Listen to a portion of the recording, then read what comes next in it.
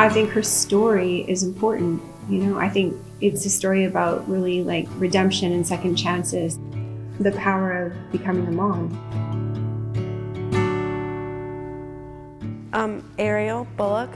I'm 24. I was 7 months pregnant when I found out. I was still an addict. I thought this was the lowest it can get. He tried to help me every single day to get clean. It got lower than that. I lost everything I had. It was really hard knowing when my son was born that he was born with drugs in his system. Dealing with that level of guilt and shame, literally the moment that I held him, my entire world changed. I didn't want to be the story of, oh, my mom couldn't quit drugs, so she gave me up for adoption.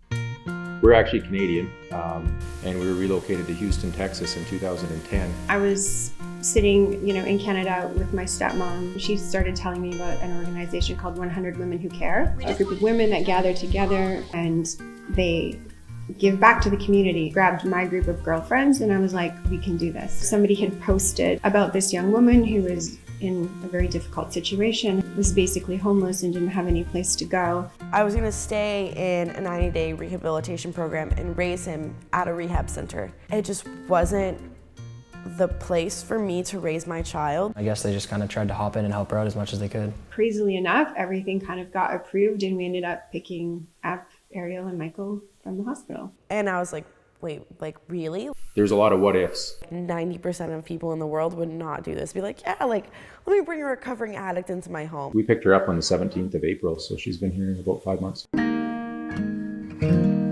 remember walking in the door and Jody took us upstairs to my room and it was full of baby stuff. People have just continuously, found ways, whether it was material, whether it was monetary, whether it was their time, it was something and everybody rallied around it. Seeing how much so many people helped me, it changed my whole life. There are a lot of people that care about her. She's proven to be an amazing mother. It hurts me to hurt them, like it makes me happy to make them proud, and I've been given so much, and so I know that I'm expected to go and do and help 10 times as much. We all get lost along the way. Second chances matter. They're nearing a point where, David and Ariel are probably going to go out on their own and start their own life together. But we'll always be a part of that. Michael will always grow up knowing like how much they've done for us and that they are like literally the reason why I get to be his mom.